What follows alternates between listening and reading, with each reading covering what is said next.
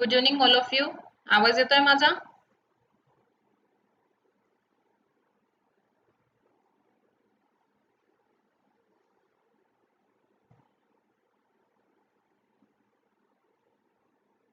Kedar sir, अरे बापरे, Sagar Dhotre sir welcome, Vishal sir, सर्व नवीन आहेत का आज?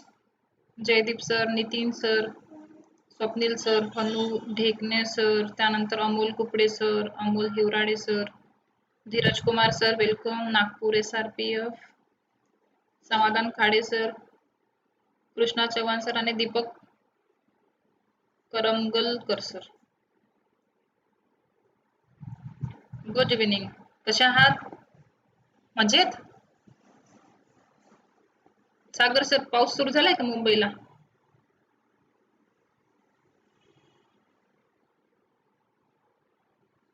इकडे भरपूर पाऊस झाला मगाशी, म्हणून 4चा क्लास पोस्टपोन करावा लागला.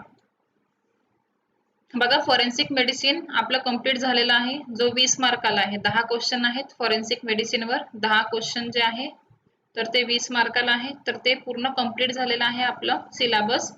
आणि आता आपण फॉरेन्सिक सायन्स या घटकावर आलेलो आहोत. ठीक आहे.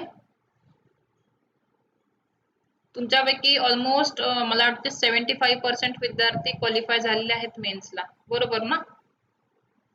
बाकीच्यांचं मी विचारलं नाही, पण भरपूर सारे विद्यार्थी आहेत मेन्सला क्वालिफाय. आता छान अभ्यास करा. आणि मला असं वाटतं की बहुतेक 30 जुलैला काहीतरी तुमची मेन्स आहे ना आता? 30 जुलैला आहे ना मेन्स आता? ओके ओके, चला, चांगलं आहे, म्हणजे तेवढा वेळ आहे तुमच्याकडे. आणि अजून एक मला एक गोष्ट सांगायची आहे की ज्यांनी बॅच 1, त्याच्यानंतर फास्ट ट्रॅक बॅच आणि बॅच नंबर 2 ज्यांनी या महिन्यामध्ये घेतलेली आहे, तर त्यांची 3 महिन्यांपर्यंत व्हॅलिडिटी आहे. पण मध्यंतरी मी 30 जून पर्यंत व्हॅलिडिटी केली होती. ज्यांनी फेब्रुवारीमध्ये ऍडमिशन घेतलं होतं, ज्यांचा व्हॅलिडिटी ऑलरेडी संपलेला आहे. ठीक आहे. जुलै महिन्यामध्ये ज्यांना ऍडमिशन म्हणजे अजून 1 महिना जर पाहिजे असेल तर त्याच्यासाठी तुम्हाला पे करावं लागणार आहे. मी आत्ताच सांगत आहे, ठीक आहे? नंतर मला मेसेजेस नको की मॅडम अजून 1 महिना वाढवून द्या. मी ऑलरेडी मागच्या 2 महिन्यापासून कंटिन्यू वाढवत आहे. पहिले तुमचं 30 मेला संपणार होतं, ठीक आहे? त्याच्यानंतर मी 30 जूनला केलं. आणि आता 1 महिना जो आहे, जर तुम्हाला जुलै महिना पूर्ण जर पाहिजे असेल तर त्याच्यासाठी तुम्हाला काही पे करावं लागणार आहे, ठीक आहे? पण पूर्ण पे नाही करावं लागणार आहे, म्हणजे 1500 रुपये फी पे नाही करावं लागेल तुम्हाला. त्याच्यामध्ये कन्सेशन राहणार आहे. ज्यांनी फेब्रुवारीमध्ये ऍडमिशन घेतलं होतं त्या विद्यार्थ्यांसाठी सांगत आहे मी. ज्यांनी आता या महिन्यामध्ये ऍडमिशन घेतलं आहे त्यांनी टेन्शन घ्यायचं नाही, त्यांचं 3 महिन्यापर्यंत व्हॅलिडिटी असणार आहे, ठीक आहे? ज्यांनी फेब्रुवारीमध्ये आणि बॅच 1च्या विद्यार्थी, ठीक आहे, तर त्यांच्यासाठी सुद्धा मी सांगत आहे.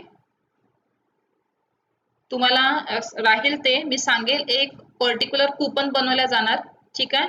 ज्यांनी फेब्रुवारीमध्ये ऍडमिशन घेतलं होतं त्या विद्यार्थ्यांसाठी, त्यांच्या सर्वांसाठी कूपन जनरेट होईल. तर त्या कूपन नुसार तुम्हाला फक्त काही अमाऊंट पे करावं लागणार आहे, ज्यांना जुलै महिन्याचा 1 महिना पाहिजे असेल तर. कारण की या 30 जून पर्यंत आता या 5-6 दिवसांमध्ये तुमचा सिलेबस पूर्ण कव्हर होईल. फॉरेन्सिक सायन्स आणि scientific aids to crime investigation आणि पंचनामा. बॅच 2, हा, जे बॅच 2 जी होती ना त्यांची 30 जून पर्यंत व्हॅलिडिटी होती. तुमची ऑलरेडी 30 मेलाच संपणार होती. ज्यांनी ऍडमिशन फेब्रुवारीमध्ये घेतलं होतं ना, तर त्यांचं मे मध्ये संपणार होतं. पण मी ते 1 महिना एक्सटेंड केलं होतं. तुमची एक्झाम होती 3 जुलैला म्हणून, तर ते 30 जून पर्यंत वाढवलं होतं. पण आता प्रत्येक वेळी मी फाईन नाही भरू शकत ना, ह्या गोष्टी आता थोडंसं तुम्ही समजून घ्या. तर काही पर्सेंटमध्ये तुम्हाला फी पे करावं लागेल, कारण तसं पण मी तुमच्याकडनं टेस्ट सिरीजचे वगैरे पैसे घेत नाहीये. टॉपिक वाईज जे क्वेश्चन देतात त्याचे सुद्धा कुठलेही तुम्हाला पे करायचं नाही. तुम्ही जेवढं पे केलेलं आहे ऍडमिशनसाठी त्याच्यामध्येच इन्क्लुडेड आहे. इव्हन तुम्हाला नोट्स पण भेटलेले आहेत. आता भरपूर सारे अकॅडमीवाले क्लासचे वेगळे घेतात, टेस्ट सिरीजचे वेगळे घेतात. आपल्याकडे तसं काही नाहीये. फक्त आता जर ज्यांना, आणि माझा काही फोर्स नाहीये, ही तुमची इच्छा आहे, तुम्हाला शेवटला 30 जुलै पर्यंत पण जर एक्सटेन्शन जर पाहिजे असेल क्लासेसचं तर तुम्हाला काही पर्सेंट पे करावं लागणार आहे. आणि हा रूल आहे. आतापर्यंत मी क्लास प्लस वाल्यांना मी स्वतः माझ्या अकाउंटमधनं पे केलेले आहेत. एक म्हणजे माझ्यावर फाईन बसायचा. जेवढ्या विद्यार्थ्यांचं मी वाढवलं ना तर काही पर्सेंटेज मध्ये मला पे करावं लागत होतं, पण आता प्रत्येक वेळी नाही करू शकत. तर ही तुमचा डिसिजन आहे. 30 जून पर्यंत तुमचा सिलेबस टेस्ट सिरीज पूर्ण कव्हर होणार आहेत. बाकी पुढे जर 1 महिना तुम्हाला परत प्रॅक्टिस पाहिजे असेल तर तुम्ही वारंवार हे लेक्चर बघू शकता. आता हा तुमचा डिसिजन आहे, ठीक आहे. ज्यांनी या महिन्यात ऍडमिशन घेतला त्यांना टेन्शन घ्यायची काही गरज नाहीये. चला स्टार्ट करूया मग आता आपण आपला आजचा जो टॉपिक आहे फॉरेन्सिक सायन्स. ज्यांना कोणाला डाऊट असेल तुम्ही तुमची व्हॅलिडिटी बघा एकदा. तुमची व्हॅलिडिटी तुम्हाला दिसते तर ती व्हॅलिडिटी एकदा चेक करा. मी सर्वांची जून पर्यंत केली होती कारण की तुमची 3 जुलैला एक्झाम होती. या दृष्टीने सर्वांचं मी, कारण की अर्ध्या लोकांनी मे मध्ये ऍडमिशन घेतलं होतं, अर्ध्या लोकांनी फेब्रुवारी मध्ये घेतलं होतं, अर्ध्या लोकांनी एप्रिल मध्ये केलं होतं. तर मी डायरेक्ट सर्वांची 30 जून पर्यंत वाढवली होती. जास्ती पेमेंट नाही करावं लागेल तुम्हाला, तर तुम्ही त्याचं काही टेन्शन घेऊ नका, ठीक आहे. हा विचार कराल की टेस्ट सिरीजचे एक्स्ट्रा पे केले आहेत म्हणून. जर ज्यांना एक महिन्याचं जर पाहिजे असेल तर, आणि पैशांचं तुम्ही काही टेन्शन घेऊ नका, खूप पैसे तुमच्याकडनं घेतले जाणार नाहीये तसे सुद्धा. माझ्या बॅच 1च्या विद्यार्थ्यांनी भरपूर पैसे पे केलेले आहेत, 3-3 हजार रुपये पे केलेले. तुम्ही तर 1500 किंवा 2000 वाले ऍडमिशन वाले मध्ये आहात. पहिल्या बॅचच्या विद्यार्थ्यांनी 3-3 हजार रुपये पे केलेले आहेत. चला काही हरकत नाही, तुमची इच्छा आहे, तुमचा डिसिजन आहे. 30 जून पर्यंत तुमचा सिलेबस टेस्ट सिरीज सर्व होणार आहेत. ज्यांना 1 महिना एक्सटेन्शन पाहिजे असेल तर तुम्ही विचार करा. मग मी कूपन सर्वांसाठी बनवेल. ज्यांना वाटत असेल त्यांनी परचेस करायचं, ज्यांना नाही वाटेल त्यांनी 30 जून पर्यंत लेक्चर्स बघून सर्व कंप्लीट करायचं. नोट्स तुम्हाला भेटलेले आहेत, ठीक आहे. बाकी मग आता तुमची काही कंप्लेंट नसायला पाहिजे. नोट्स नव्हते दिले तर नोट्स करत होते ना. नोट्स पण झालं, सिलेबस पण ऑलमोस्ट सर्व कव्हर झालेला. आता आपली फायनल रिव्हिजन चालू आहे. आता फॉरेन्सिक मेडिसिन पण संपलाय, आता फॉरेन्सिक सायन्स स्टार्ट करतोय आपण आजपासून. बघा, फॉरेन्सिक सायन्स न्याय सहाय्यक विज्ञान, ठीक आहे. तर मला वाटते हा सुद्धा जो पोर्शन आहे तर 20 याच्यावर किती मार्क्स आहेत? 10 क्वेश्चन, 10 मार्क्स आहेत ना. सिलेबस कुठे गेला माझा, शोधावं लागेल. अमोल सर, मी आत्ताच सांगितलं, ज्यांनी आत्ता ऍडमिशन घेतलंय ना, तुम्हाला तसं पण 3 महिन्यापर्यंतचा कालावधी आहे. तुम्ही ज्या दिवसापासून ऍडमिशन घेतले आहे तिथून तो 3 महिने तुमच्याकडे राहणार आहे. मी फेब्रुवारी मध्ये ज्यांनी ऍडमिशन घेतलं आहे त्या विद्यार्थ्यांसाठी सांगत आहे, ठीक आहे. मी आधीच क्लिअर केलं ती गोष्ट, तुम्ही निश्चिंत राहा. बघा, फॉरेन्सिक सायन्स स्टार्ट करतोय आपण. तर फॉरेन्सिक सायन्स म्हणजे काय असतं, त्याची डेफिनेशन काय आहे, कुठनं त्याचा उगम झाला, तर ते 1 बाय 1 आता आपण बघूया. आवाज येतोय सर्वांना माझा प्रॉपर? आवाज येतोय ना? नाराज तर नाही झाले ना? 1 महिन्यासाठी थोडं पे करावं लागेल म्हणून म्हटलं, तर बाकी विद्यार्थ्यांचे मेसेजेस येत नाहीये.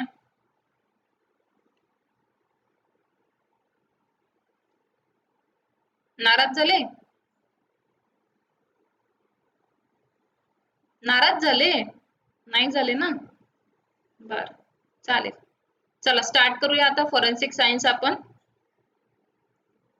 बघा, न्यायालयाद्वारे तपासाधीन बाबींसाठी वैज्ञानिक पद्धती आणि तंत्रांचा वापर केला जातो, ठीक आहे. म्हणजे न्यायालयाद्वारे तपासाधीन बाबींसाठी काही वैज्ञानिक पद्धती आणि तंत्रांचा वापर केला जातो, ठीक आहे.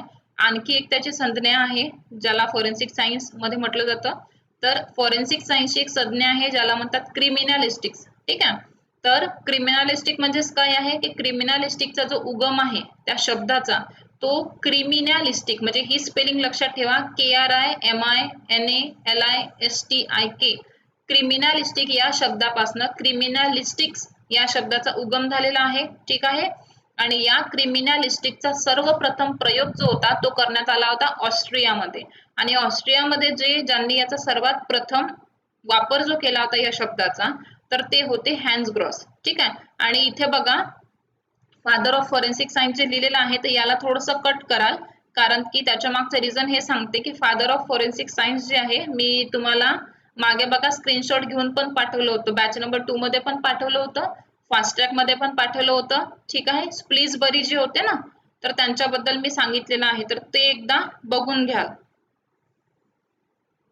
ठीक आहे. तर त्या गोष्टी थोडंसं तुम्ही चेक करून घ्याल, तर तो पोर्शन इथनं थोडासा कट करून घ्या, मी याचं सांगते मग पुढे. क्रिमिनॅलिस्टिक मध्ये बघा, विज्ञानात हा फौजदारी आणि नागरी कायद्याने निराकरण करण्यासाठी वापर करण्यात येतो, म्हणजे क्रिमिनॅलिस्टिक्सचा.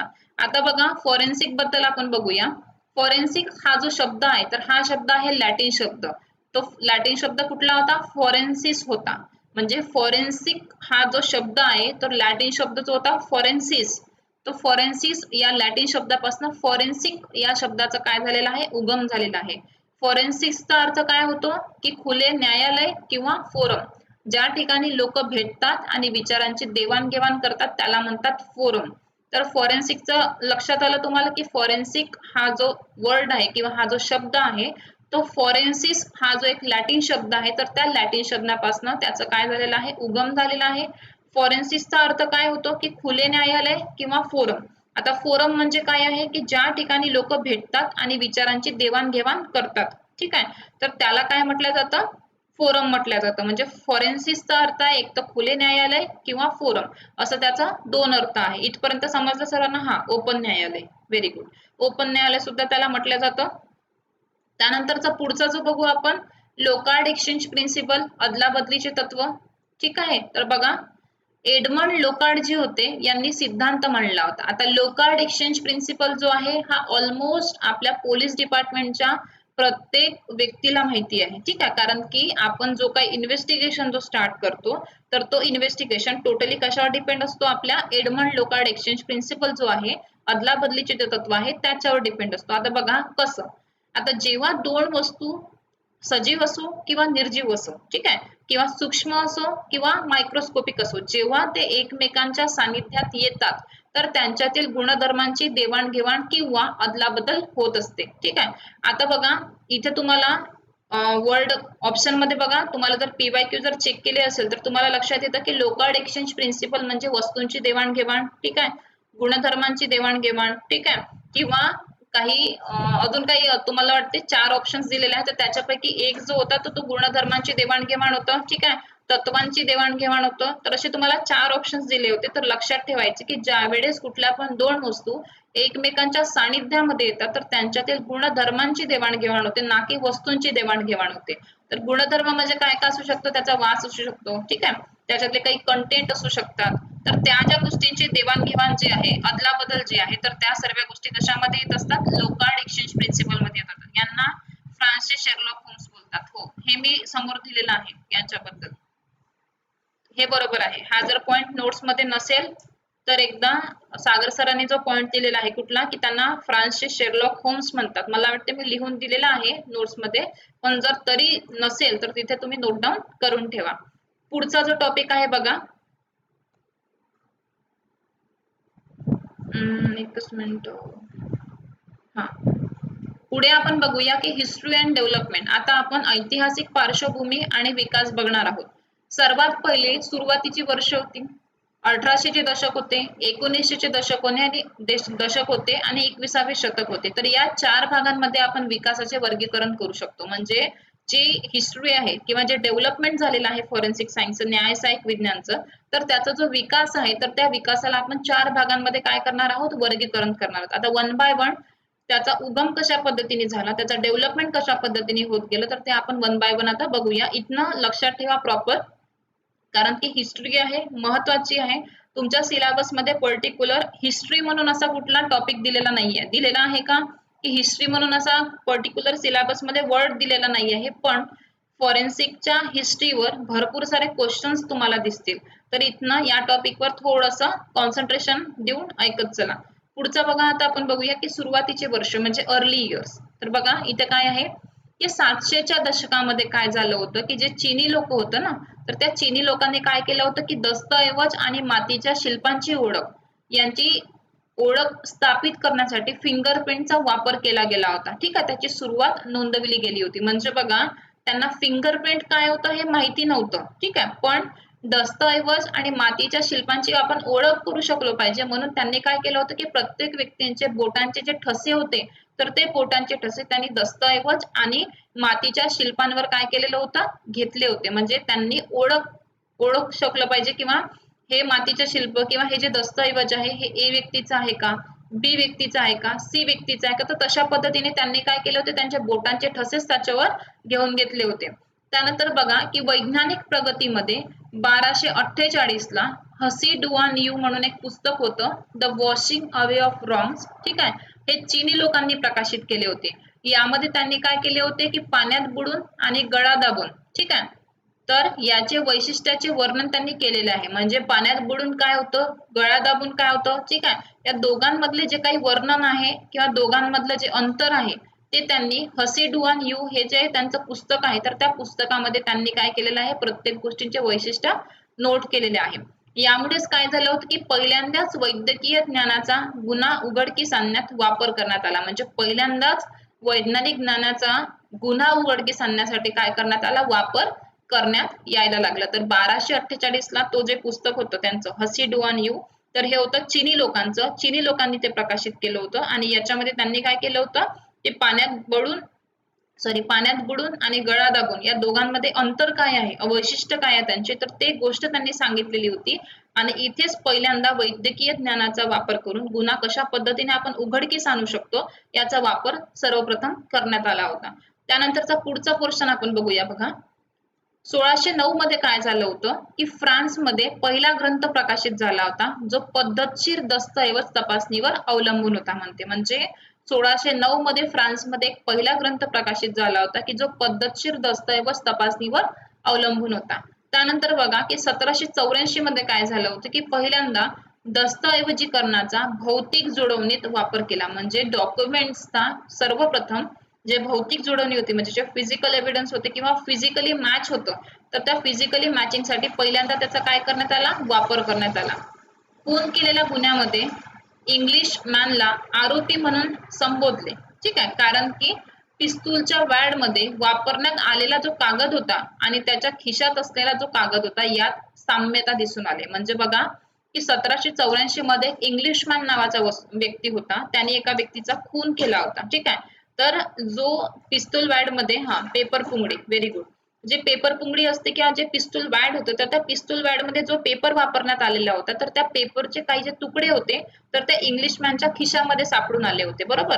तर तिथूनच त्यांच्या लक्षात आलं की म्हणजे आपण अशा पद्धतीने जो इन्व्हेस्टिगेशन आहे, म्हणजे जो फिजिकल मॅचिंग जो तुम्हाला सांगितलं ना, तर या एक्झाम्पल वरून म्हणजे या गुन्ह्यावरून त्यांना फिजिकल मॅचिंग आपण करू शकतो हे लक्षात आलं होतं. म्हणजे दस्तऐवजीकरणाचा तुम्ही भौतिक जुळवणीमध्ये त्यांनी काय केला होता, वापर केला होता.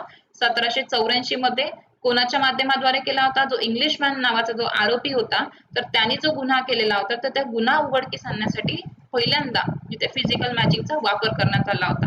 तर पुढचा जो पोर्शन आहे तो आपण बघूया. आता 1700 झालं, आता आपण बघू की 1800चा दशक. आपण फॉरेन्सिक सायन्सच्या उगमापासून प्रत्येक गोष्टी वन बाय वन बघणार आहोत, ठीक आहे. तर त्या गोष्टी चांगल्या पद्धतीने लक्षात ठेवा, नोट समोर ठेवा. त्यानंतर बघा 1800च्या दशकात या कालावधीमध्ये काय झालं होतं की भरीव प्रगती झाली होती, बरोबर. पहिल्यांदाच काय केलं होतं की क्वेश्चन डॉक्युमेंटचा विश्लेषण करण्यात वापर केला होता. म्हणजे जे क्वेश्चन डॉक्युमेंट होता ना, तर त्या क्वेश्चन डॉक्युमेंटचं विश्लेषण करण्यामध्ये काय करण्यात आलं होतं, वापर करण्यात आला होता. रक्ताची उपस्थिती जी होती, तर प्रेझेन्स ऑफ ब्लड, म्हणजे एखाद्या घटनास्थळी जे काही आपल्याला एव्हिडन्स आढळून आलेले आहेत, कपडे आढळून आलेले आहेत, तर त्याच्यामध्ये रक्ताची उपस्थिती आहे किंवा नाही आहे, तर याच्यासाठी टेस्ट विकसित झाली होती 1800च्या दशकामध्ये. त्यानंतर बघा बुलेट तुलना करण्यात आली होती, म्हणजे बुलेट कंपॅरिझन करण्यात आलं होतं. ज्युरी ट्रायल मध्ये पहिल्यांदाच टॉक्सिकोलॉजीचा वापर करण्यात आला होता आणि इथे आर्सेनिकचा शोध केला होता की आर्सेनिक जो आहे हा काय विषाचा एक प्रकार आहे आणि ज्याच्यामुळे व्यक्तीचा मृत्यू होऊ शकतो. तर ही गोष्ट पहिल्यांदा 1800च्या दशकामध्ये माहिती पडली होती. त्यानंतर बघा हेमिन क्रिस्टल्स वापरून हिमोग्लोबिन साठी पहिली क्रिस्टल चाचणी जी होती ती 1853 मध्ये लुडोविक टेकमन जी होती ती यांनी शोधली होती. म्हणजे बघा काय सांगितलेलं आहे की हिमोग्लोबिन साठी पहिली जी क्रिस्टल टेस्ट होती, ठीक आहे, तर ती पहिली क्रिस्टल टेस्ट 1853 मध्ये जे लुडविक टेकमन होते, तर त्या लुडविक टेकमनने शोधून काढली होती. कशासाठी, हेमिन क्रिस्टल्सचा वापर करून. म्हणजे जे हेमिन क्रिस्टल्स आहे तर त्या हेमिन क्रिस्टल्सचा वापर करून, एक्झॅक्टली टेकमन टेस्ट, ठीक आहे, जे ब्लड साठी करतात, तर त्या हेमिन क्रिस्टल्सचा वापर करून हिमोग्लोबिन साठी पहिली क्रिस्टल चाचणी होती जिथे आपण रक्ताचा प्रेझेन्स आहे किंवा नाही आहे हे फाइंड आउट करतो. तर ती जी टेस्ट होती तर ती 1853 ला लुडविक टेकमन यांनी शोधून काढली होती. पुढचा जो पोर्शन आहे तो आपण बघूया. पहिली रक्ताची जी प्रिझम्पटिव्ह टेस्ट होती, ठीक आहे, ज्यालाच आपण प्रिलिमिनरी टेस्ट म्हणतो, तर ती प्रिलिमिनरी टेस्ट विकसित झाली होती, ठीक आहे, जी आता आपण बघितली टेकमन वाली. पहिल्यांदाच फोटोग्राफीचा जो वापर होता तो करण्यात आला होता. कशासाठी, तर गुन्हेगार ओळखण्यासाठी, पुराव्यांच्या कागदपत्रांसाठी आणि ही जे पहिल्यांदा फोटोग्राफीचा जो वापर करण्यात आला होता तो जो सर्वप्रथम 1843 ते 44च्या दरम्यान बेल्जियम मध्ये करण्यात आला होता. तुम्हाला असं सुद्धा क्वेश्चन विचारू शकता की सर्वप्रथम फोटोग्राफीचा वापर कुठल्या देशामध्ये करण्यात आला होता आणि कुठल्या वर्षी करण्यात आला होता. तर 1843 ते 44च्या दरम्यान बेल्जियम मध्ये करण्यात आला होता. आणि फोटोग्राफीचा वापर कशासाठी करण्यात आला होता, तर तो करण्यात आला होता गुन्हेगार ओळखण्यासाठी आणि पुराव्यांच्या कागदपत्रांसाठी फोटोग्राफीचा जो वापर आहे तो करण्यात आला होता बेल्जियम या ठिकाणी. ठीक आहे. त्यानंतरचा पुढचा पोर्शन बघा की सूक्ष्मदर्शकाचा म्हणजे जे मायक्रोस्कोप आहे, तर मायक्रोस्कोपचा पहिल्यांदा तुलना करण्यासाठी उपयोग करण्यात आला, कंपॅरिझन मायक्रोस्कोप. ठीक आहे. म्हणजे जो मायक्रोस्कोप असतो, जो सूक्ष्मदर्शक असतो, तर त्या सूक्ष्मदर्शकाचा पहिल्यांदा तुलना करण्यासाठी वापर करण्यात आला होता 1800च्या दशकामध्ये. अंगुली मुद्राचा पहिल्यांदा गुन्हा उघडकीस आणण्यात वापर करण्यात आला होता. म्हणजे अंगुली मुद्राचा सर्वप्रथम जो वापर जो होता, तर तो गुन्हा उघडकीस आणण्यासाठी काय करण्यात आला होता, त्याचा वापर करण्यात आला होता. हे झालं 1800च्या दशकाचं. तर मला सांगा तुम्ही 1700चं दशक आणि 1800च्या दशकामध्ये याच्यामध्ये जे काही गोष्टी मी तुम्हाला आता एक्सप्लेन केलेल्या आहे, तर तेवढं समजलेलं आहे सर्वांना? समाधान सर, एक सांगते मी तुम्हाला, बघा ऐका. जो टॉपिक आपला जेव्हा सुरू आहे ना, त्या रिगार्डिंग तुम्ही क्वेश्चन तेव्हाच विचारत चला. याने कसं होतं ना, तुमची सुद्धा लिंक तुटते, माझी सुद्धा लिंक तुटते. आता आपण काय करतो आहे, आता आपण हिस्ट्री बघतोय, बरोबर. आता हिस्ट्रीमध्ये जर तुम्ही मला पॉलिग्राफचा जर क्वेश्चन विचारत आहे, तर ते योग्य नाहीये ना. म्हणजे तुम्हीच मला सांगा. आता जसं आता तुम्हाला एखादा टेबल दिलेला आहे, तुम्हाला जर स्टेशन डायरी मेंटेन करण्यासाठी तुम्हाला जर एखादा वर्क दिलेला आहे, ठीक आहे, लगेच तुम्हाला म्हणतात की ती FIR आलेली आहे, ते FIR चं काम तुम्ही करा. ठीक आहे. एखादा किंवा केस आलेला आहे, तर त्या केस संदर्भामध्ये तुम्ही त्यांची FIR लिहून घ्या. तर तुम्हाला लगेच जर तिथे स्विच केलं, तर तुमचं थोडंसं डोकं होतं ना, चिडचिड होतं ना आपल्याला, की नाही बा आता मला आता तर एक टेबल दिला होता, लगेच दुसरा टेबल दिला. तर याने कसं होतं ना, लिंक तुटते आपली. तर मी आधी पण सांगितलेलं आहे की ज्या वेळेस जो टॉपिक सुरू आहे ना, तर त्या टॉपिकच्या संदर्भात तुम्ही क्वेश्चन विचारत चला. याने तुमची पण लिंक छान राहते, माझी सुद्धा लिंक एक कॉन्सन्ट्रेशन माझं पण असतो आणि तुमचा सुद्धा असतो. याने आपण डिस्टर्ब होऊन जातो. ठीक आहे. तर इथून थोडंसं लक्षात ठेवा, ज्या वेळेस मी पॉलिग्राफ शिकवेल सर, त्यावेळेस तुम्ही हा क्वेश्चन मला तिथे विचारा किंवा मला पर्सनली मेसेज करा. चालेल. मला त्याच्यानंतर मग तुम्ही मेसेज करा, व्हॉट्सअपला मेसेज करा किंवा टेलिग्रामला मेसेज करा. आणि असं तर होतच नाही की तुम्ही जर मला मेसेज केला आणि मी तुमच्या मेसेजचा रिप्लाय दिला नाही, असं कुठल्याच विद्यार्थ्यांचा अजून तरी मला असं वाटतं की कंप्लेंट नसेलच. ऑलमोस्ट होता. आणि कधी जर झालं तरी चुकून उशीर जरी झाला तरी मी उशिरा रिप्लाय देते, पण देते. चला, काही हरकत नाही. समाधान सर, समजून घ्या, नंतर मला विचारा. ठीक आहे. आता आपण स्टार्ट करू. 1900च्या दशकामध्ये ज्या गोष्टी झाल्या होत्या बघा.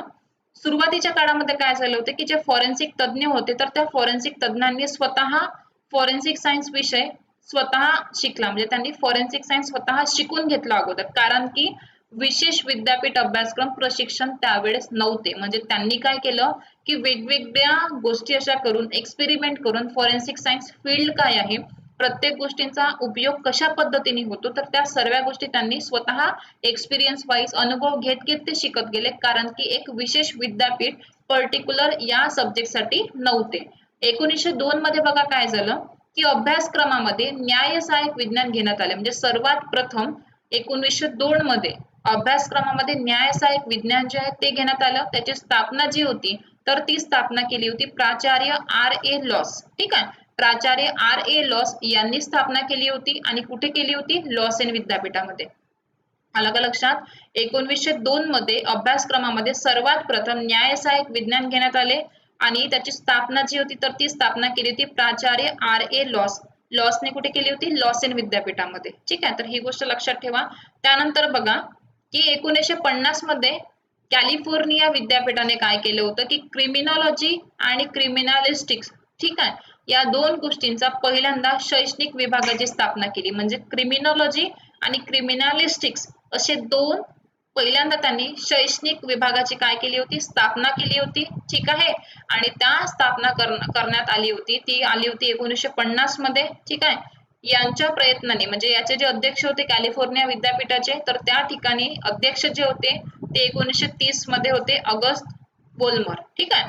त्याच्यानंतर बघा की ऑगस्ट वोल्मर यांच्या प्रयत्नांनी एडवर्ड ऑस्कर हेनरिच, ठीक आहे, आणि पॉल कर्क त्यांनी काय केले होते? कार्य केले होते. म्हणजे क्रिमिनॉलॉजी आणि क्रिमिनॅलिस्टिक असे जे दोन विभाग जे स्थापन करण्यात आले होते. ठीक आहे. तर तिथे काय केलं होतं, ते कोणाच्या अध्यक्षतेखाली झालं होतं, तर ते झालं होतं ऑगस्ट बोल्मरच्या 1930 मध्येच झालं होतं आणि 1950 ला कॅलिफोर्निया येथे क्रिमिनॉलॉजी आणि क्रिमिनलिस्टिक अशा एक 2 विभागाची स्थापना करण्यात आली होती.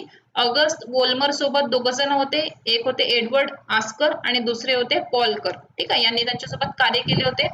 शिकागो मध्ये फॉरेन्सिक सायन्सची अमेरिका अकादमी स्थापन करण्यात आली. तर हे झालं 1900च्या दशकामधलं.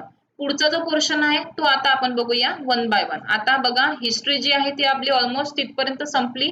आता आपण वन बाय वन प्रत्येक जे आपले वैज्ञानिक जे होते, ठीक आहे, त्यांच्याबद्दल आता वन बाय वन बघूया. तर मला सांगा तिथपर्यंत सर्वांना समजलेलं आहे? 1600चं दशक, 1700चा दशक, आता 21व्या दशकामध्ये 21व्या शतकामध्ये आपण चाललो आहे. ठीक आहे, तर पूर्वीपासून सर्वांना समजलेला, बोर होत नाहीये ना? नाहीतर हिस्ट्री भरपूर जणांना बोर होते, पण मी बोर होऊ देत नाहीये. त्या पद्धतीने तुम्हाला शिकवत आहे की जेणेकरून तुम्हाला हिस्ट्री जी आहे ती व्यवस्थित समजायला पाहिजे म्हणून. ठीक आहे, तर बघा आता अदिती मॅडम आल्यात का? वेलकम तुमचं. एक मिनिट थांबा, मला ना ती एक PDF बघू द्या, एकच मिनिट थांबा. मला वाटते मी कारण हे डबल दिलं होतं.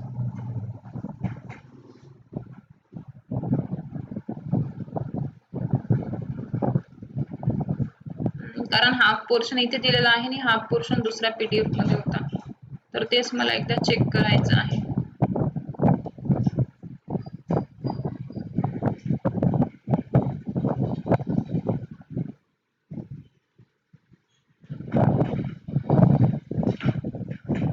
आहे पुढे पोर्शन आहे, म्हणजे आपण पूर्ण फॉरेन्सिक सायन्स बद्दलच बघणार आहोत. तर आपण बघूया प्रत्येक सायंटिस्ट बद्दल वन बाय वन.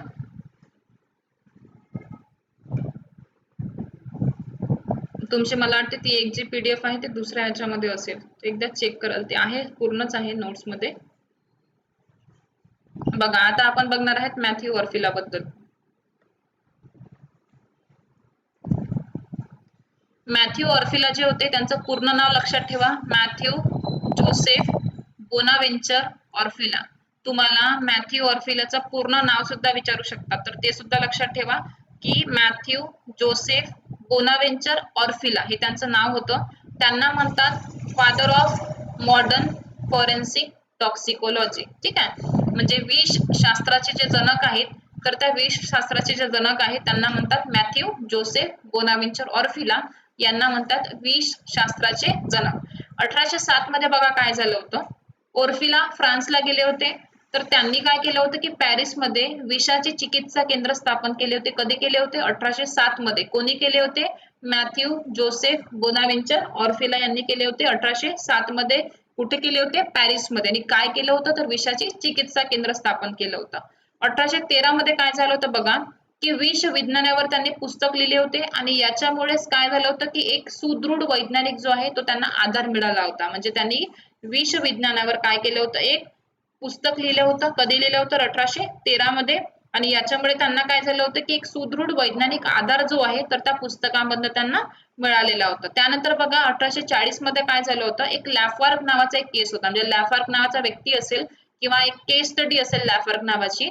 तर इथे काय झालं की जो लॅफार्गचा जो केस होता, तर त्या केसमध्ये काय झालं होतं की ज्यावेळेस रासायनिक विश्लेषण केलं त्या केस संदर्भात, जेवढे काही एव्हिडन्स मिळाले असेल त्यांना, तर रासायनिक विश्लेषण करताना काय झालं की पॅरिसच्या न्यायालयामध्ये सिद्ध केले गेले की जो लॅफार्ग नावाचा जो व्यक्ती होता, तर त्या लॅफार्गचा मृत्यू जो आहे तो आर्सेनिक विषामुळे झाला होता.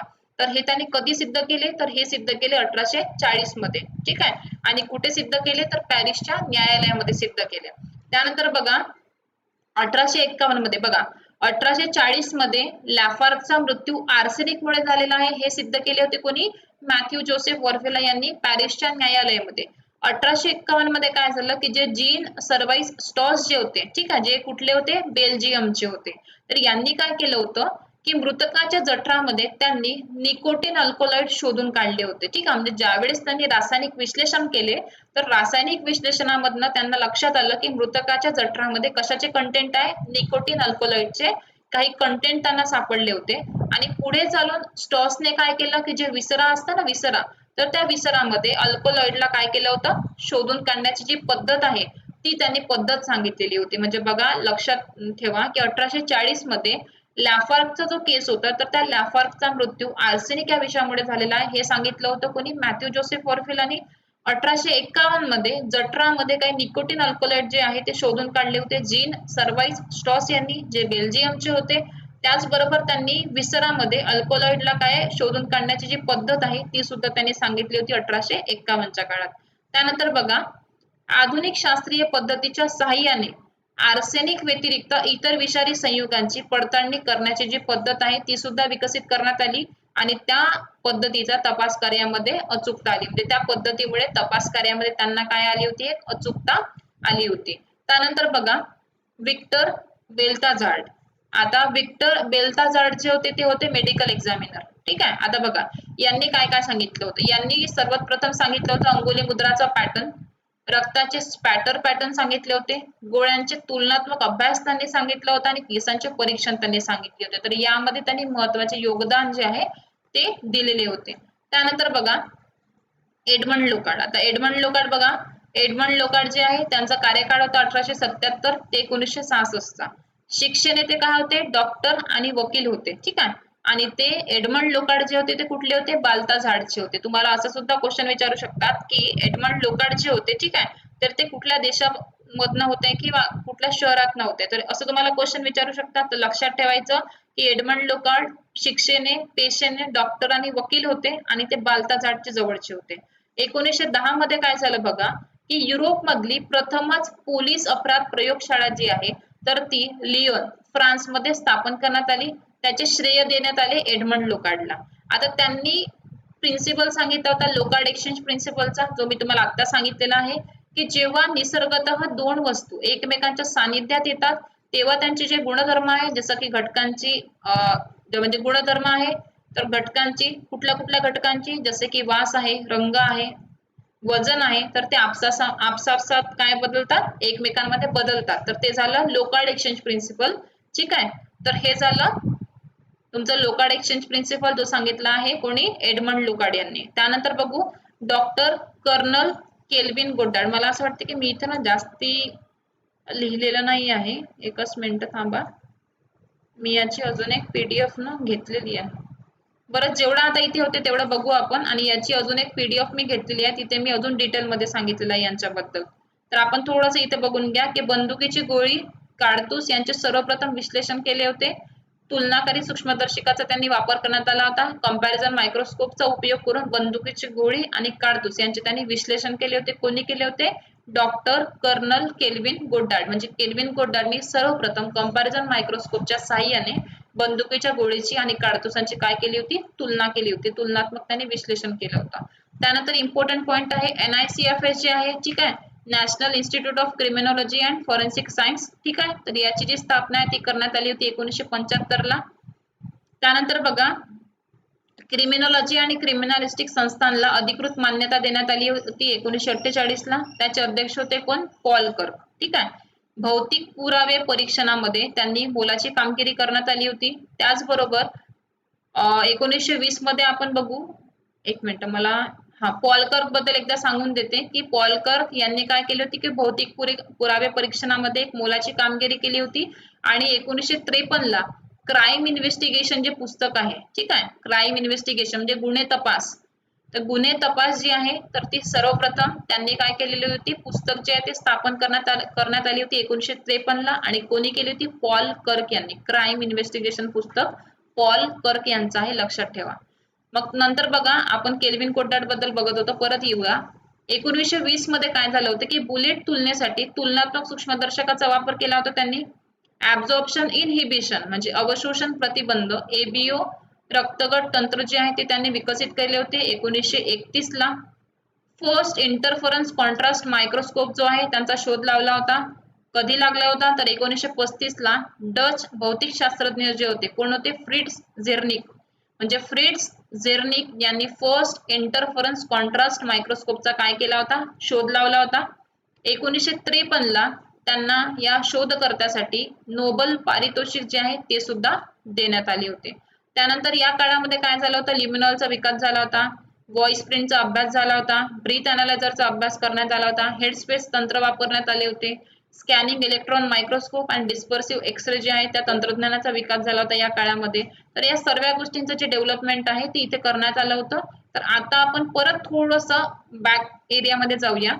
21व्या शतकामध्ये ज्या गोष्टी घडलेल्या आहेत तर त्याच्याबद्दल आपण बघूया. बघा, थोडंसं एकदा सांगते. थोडंसं म्हणजे कसं झालं होतं ना, नोट्स काढताना काही इकडे तिकडे जे पोर्शन आहे, वजन नाही येणार. वजन लिहिलं आहे का मी तिथे? बघा, मला थोडंसं इथून एकदा सांगू द्या, एकच पॉइंट सांगायचा आहे. नोट्स काढताना काही ज्या गोष्टी आहेत ना, ज्या मला एक्स्ट्रा भेटत गेल्या तर त्या मी इन्क्लूड करत गेलेले आहे. ठीक आहे. तर टॉपिक वाईज तुम्ही काय करा, थोडंसं त्याला तिथच्या तिथे नोट डाऊन करून ठेवा. म्हणजे ती एक कंटिन्युअस नोट्स आहे, पण कसं आहे ना की काही गोष्टी मी तिथे लिहिलेल्या आहेत तर काही थोड्याशा पुढे आहेत. तर ते थोडंसं नोट्स मध्ये तुम्ही बघून घ्याल स्कॅन करताना. तर त्या गोष्टी इकडे तिकडे थोड्या झाल्या असेल तर ते एकदा चेक करून घ्या. बघा, फॉरेन्सिक मेडिसिनचा सर्वप्रथम उपयोग जो आहे तर चीनचे एक डॉक्टर होते. कोण होते? हसुची तस्सी, ज्यांनी नाही का हसेडुआन यू जे पुस्तक होतं ते स्थापन करण्यात आलं होतं, ते पुस्तक त्यांनी छापलं होतं. तर यांनी सर्वप्रथम फॉरेन्सिक मेडिसिनवर एक निबंध लिहिला होता आणि तो प्रामाणिक निबंध जो आहे तो हरवला गेला. ठीक आहे. आणि फॉरेन्सिक मेडिसिन जी आहे ती 16व्या दशकातच विकसित झाली होती. मगाशी जसं तुम्हाला सांगितलं, 1246 मध्ये काय झालं की या काळात छापलेले जे कागद होते ते आज पण उपलब्ध आहे म्हणते, म्हणजे त्या फॉरेन्सिक मेडिसिनच्या. 18व्या शतकामध्ये काय झालं होतं की 18व्या शतकाच्या शेवटीपासून फॉरेन्सिक केमिस्ट्री विकसित झाली होती. याचाच परिणाम 19व्या शतकाच्या सुरुवातीलाच विष विज्ञानाचा म्हणजे टॉक्सिकोलॉजीचा काय झाला होता? जन्म झाला होता. थोडासा एक कंटिन्युएशनचा पार्ट आहे. 1953 मध्ये पॉल लेलँड कर्क जे होते, तर पॉल लेलँड कर्क यांनी काय केलं होतं की भौतिक दुव्यांच्या परीक्षणामध्ये यांनी महत्वाचे कार्य केले होते. क्राईम इन्व्हेस्टिगेशन पुस्तक जे आहे ते प्रकाशित करण्यात आले होते. याच्यावर नेहमी प्रश्न जे आहे ते येऊ शकतो. इम्पॉर्टंट पॉइंट आहे. आणि हॅन्स ग्रॉस आणि पॉल कर्क यांचं जे पुस्तक आहे ते जवळपास थोडं थोडं सिमिलरच आहे. फक्त हॅन्स ग्रॉसचं काय आहे, क्रिमिनल इन्व्हेस्टिगेशन आहे, म्हणजे गुन्हेगारांचा तपास जो आहे तो हॅन्स ग्रॉसचा आहे आणि गुन्ह्यांचा जो तपास आहे तो आहे पॉल कर्क यांचा. तर या दोन गोष्टी डिफरन्स मध्ये लक्षात ठेवा. इथे कन्फ्युजन होतं. पॉल कर्क यांचं काय आहे, क्राईम इन्व्हेस्टिगेशन म्हणजे गुन्ह्याचा तपास जे आहे ते पॉल कर्क यांचं आहे आणि गुन्हेगारांचा तपास म्हणजे क्रिमिनल इन्व्हेस्टिगेशन ते जे पुस्तक आहे ते आहे हॅन्स ग्रॉस यांचं. तर त्या गोष्टी थोडंसं लक्षात ठेवा. पुढच्या टॉपिकला मी सांगतेच ते तुम्हाला, तिथे दिलेलं आहे 1 बाय 1 प्रत्येक पॉइंट. ठीक आहे. प्रत्येकांना समजत आहे ना?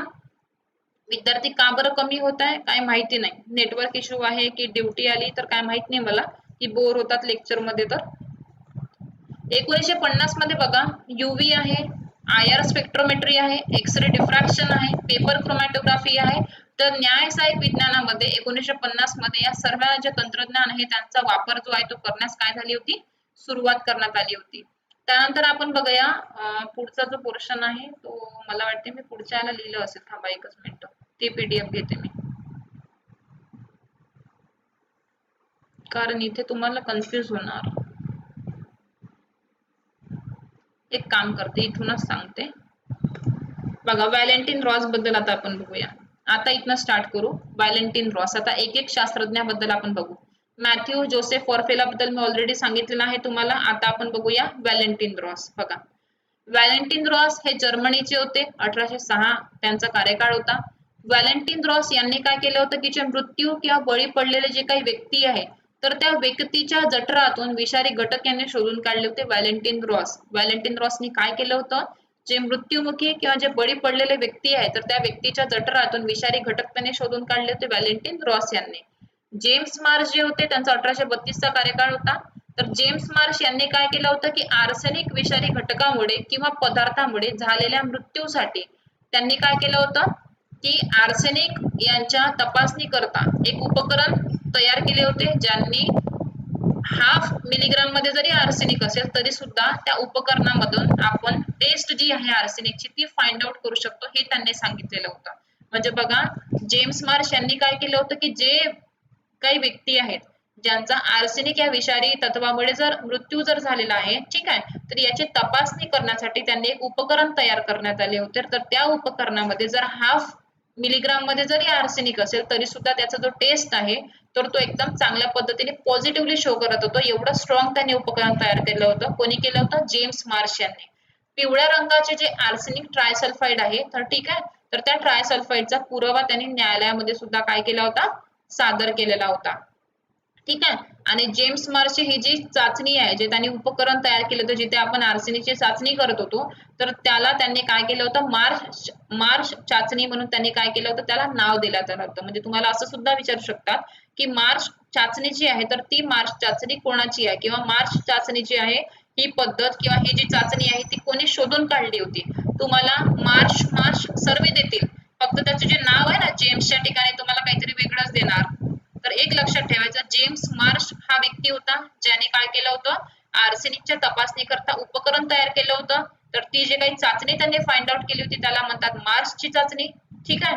त्याच्यानंतर व्हॅलेंटिन रॉस यांनी आपण बघितलं, तर व्हॅलेंटिन रॉसने काय सांगितलं होतं की मृतकांच्या जठरातून जे काही विषारी घटक आहे ते त्यांनी शोधून काढले होते. दुसरे होते आपले जेम्स मार्श. आता आपण पुढे जाऊया हेनरी गोडार्ड बद्दल. तर हेनरी गोडार्डचं मी थोडंसं पुढे सांगते तुम्हाला, थोडंसं वेगळ्या पीडीएफ मध्ये आहे. आता आपण बघूया कर्नल केल्विन गोडार्ड.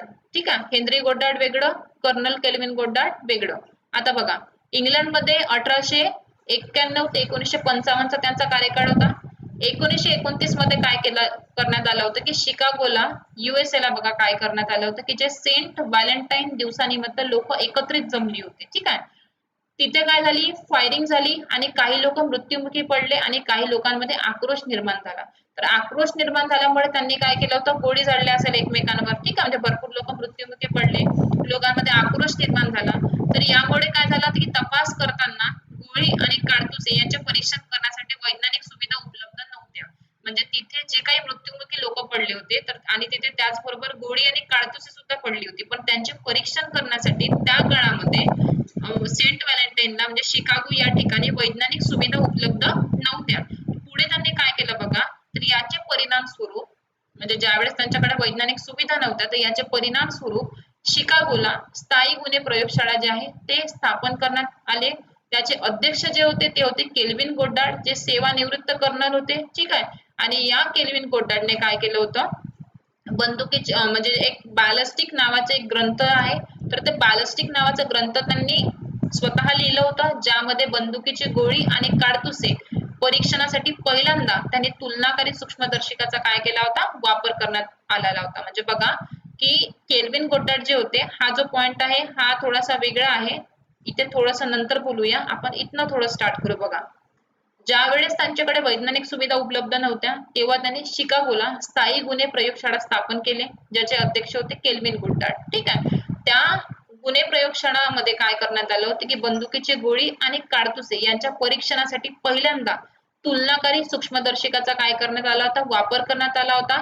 आणि न्यूयॉर्क या ठिकाणी बॅलिस्टिक केंद्र जे आहे ते सुरू करण्यात आले होते. आणि केल्विन गोडार्डचं बॅलिस्टिक नावाचं जे ग्रंथ आहे ते सुद्धा त्यांनी लिहिलं होतं किंवा तयार केलं होतं. तर हे ज्या गोष्टी आहेत हे बद्दल आहे कोणाबद्दल, केल्विन गोडार्ड बद्दल आहे. तर केल्विन गोडार्ड जे आहे त्यांच्याच अध्यक्षतेखाली शिकागोला पहिल्यांदा वैज्ञानिक सुविधा उपलब्ध करण्यासाठी स्थायी गुन्हे प्रयोगशाळा स्थापन करण्यात आले होते, ज्या ठिकाणी बंदुकीची गोळी आणि काडतुसे यांच्या परीक्षणासाठी सर्वप्रथम कंपॅरिझन मायक्रोस्कोप म्हणजे तुलनाकारी सूक्ष्मदर्शकाचा काय करण्यात आला होता, वापर करण्यात आला होता. आणि न्यूयॉर्क या ठिकाणी बॅलिस्टिक केंद्र जे आहे ते स्थापन करण्यात आले होते. तर मला सांगा इथपर्यंत सर्वांना समजलेलं आहे का?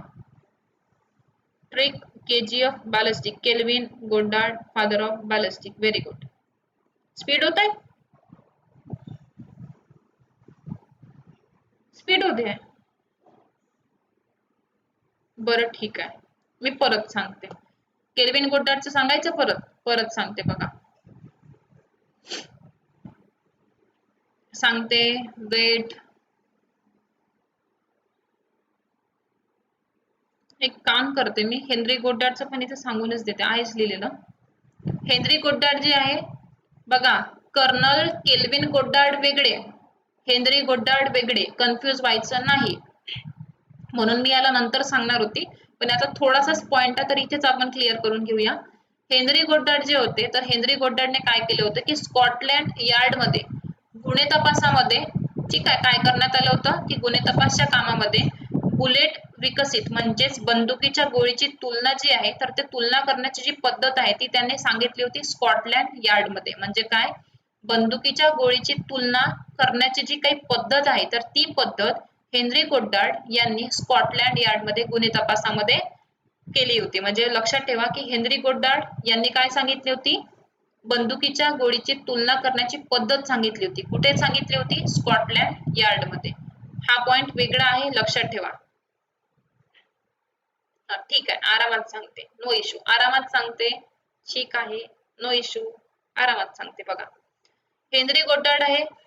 हेनरी गोड्डार्ड आणि केल्विन गोड्डार्ड दोन वेगळे व्यक्ती आहेत. सर्वप्रथम हे सांगते.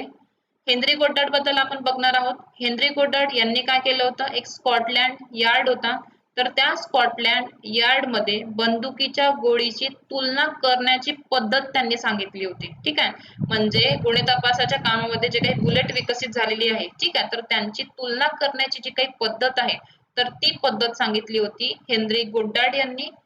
कुठे सांगितली होती, स्कॉटलँड यार्ड मध्ये. इथपर्यंत हा पॉइंट क्लिअर झाला. हेनरी गोड्डार्डचं क्लिअर झालं का? हेनरी गोड्डार्डचं क्लिअर झालं का, एवढं सांगा मला. हेनरी गोड्डार्ड वेगळा आहे, केल्विन गोड्डार्ड वेगळा आहे. आता मी केल्विन गोड्डार्ड बद्दल सांगते तुम्हाला.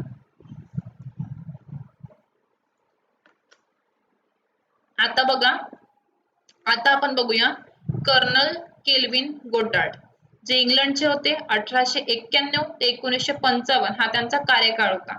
त्यांना फादर ऑफ बॅलिस्टिक्स म्हणतात. कोणाला, केल्विन गोड्डार्ड यांना.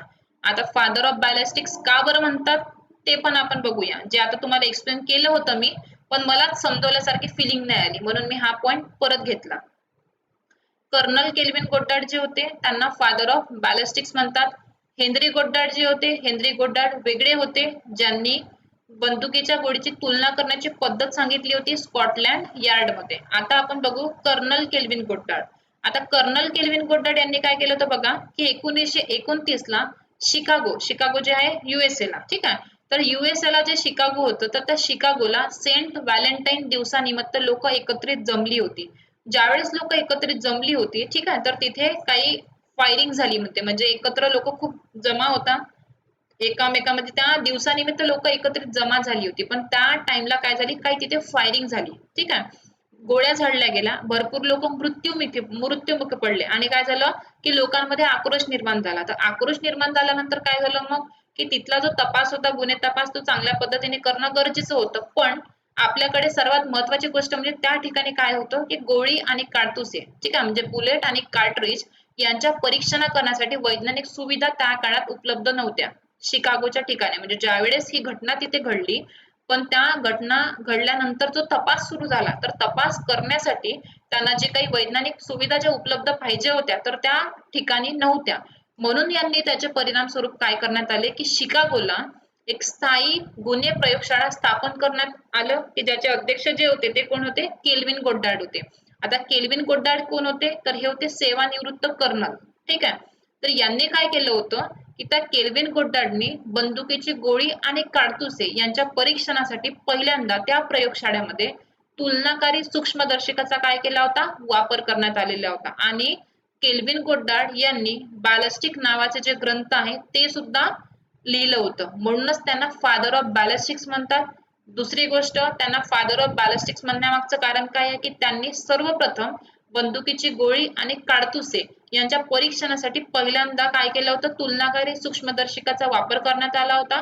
आणि न्यूयॉर्क या ठिकाणी बॅलिस्टिक्स केंद्र जे आहे ते सुरू केले होते. आता मला सांगा, हेनरी गोड्डार्ड आणि केल्विन गोड्डार्ड या दोघांचा पण जो अंतर आहे तो सर्वांना समजलेला आहे, क्लिअर आहे सर्वांना? इथपर्यंत मला सांगा, आता समजलं व्यवस्थित, की आता पण थोडस डोक्यावरून गेलं आहे? सर्वांना क्लिअर आहे का? विद्यार्थी का कमी होत आहेत? आता 17-18 होती, आता डायरेक्ट 14-15 होते आहे. नेटवर्क इश्यू आहे का, की पाऊस सुरू आहे तुमच्या इकडे? समजले सर्वांना? ठीक आहे. अमोल हिवराळे सर, तुम्हाला समजलं आहे?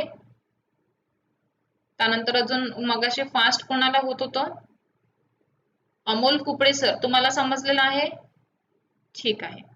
आता पुढे जाऊया, आपण वन बाय वन हळूहळू घेऊया, काही इश्यू नाही, तुम्हाला समजणं गरजेचं आहे. त्यानंतर बघा, सर विलियम हर्शल, जे इंग्लंडचे होते, 1858 चे. बघा, 1870 ला काय झालं, की अंगुली मुद्राचा सर्वप्रथम वापर जो आहे तो कलकत्त्याला करण्यात आला. म्हणजे अंगुली मुद्राचा सर्वप्रथम वापर 1870ला कलकत्त्याला करण्यात आला. विलियम हर्शल जे होते ते कोण होते? ब्रिटिश अधिकारी होते जे कलकत्त्याला कार्यरत होते. समकालीन यांनी काय केलं होतं, त्यांच्या सोबत जे डॉक्टर हेनरी फॉल्ट जे होते, ठीक आहे, ते जपानला कार्यरत होते. म्हणजे विलियम हर्शल कलकत्त्याला कार्यरत होते, पण त्यांचे जे समकालीन होते डॉक्टर हेनरी फॉल्ट, तर ते जपानला कार्यरत होते. तर यांनी काय केलं होतं की पहिल्यांदा घटनास्थळी असलेल्या जे काही अदृश्य अंगुली मुद्रा आहे, तर त्या अदृश्य अंगुली मुद्राचा महत्व जे आहे ते त्यांनी स्पष्ट केले होते. कोणी केले होते? हेनरी फॉल्ट यांनी. आलं का लक्षात? हेनरी फॉल्ट यांनी सर्वप्रथम काय सांगितलं होतं की अंगुली मुद्राचा जो महत्व आहे, कुठे? घटनास्थळी असलेले जे काही अदृश्य अंगुली मुद्रा आहे त्यांचं महत्व स्पष्ट करणारे कोण होते? हेनरी फॉल्ट होते, जे जपानला कार्यरत होते. आणि विलियम हर्शल जे होते तर ते होते कलकत्त्याला कार्यरत, जे ब्रिटिश अधिकारी होते. विलियम हर्शल जे आहे यांच्या जागेवर जे आले, कोण आले? Edward Henry. म्हणजे विलियम हर्शलच्या जागेवर आले एडवर्ड हेनरी, ठीक आहे, ज्यांनी कशावर अभ्यास केला? फिंगरप्रिंटवर अभ्यास केला. आणि फिंगरप्रिंटवर अभ्यास करून त्यांनी फिंगरप्रिंटचे वर्गीकरण जे आहे, अंगुली मुद्राचे जे क्लासिफिकेशन आहे ते केले कोणी? एडवर्ड हेनरी यांनी. मला सांगा फक्त एवढं तुम्हाला समजलं का? विलियम हर्शल, हेनरी फॉल्ट आणि एडवर्ड हेनरी या 3 लोकांबद्दल समजलं. आपण अंगुली मुद्राबद्दल बघतोय आता. हा, कंपॅरिझन मायक्रोस्कोप त्यांनी पहिल्यांदा वापर करण्यात आलं. कशासाठी करण्यात आलं? तर बंदुकीच्या गोळीची आणि कार्ट्रिजची तुलना करण्यासाठी करण्यात आलं होतं. म्हणून त्यांना फादर ऑफ बॅलिस्टिक्स म्हणतात. पाऊस सुरू आहे का? म्हणून नेटवर्क जात आहे का? 1881 MP. नाही समजलं मला काय म्हणत होतं.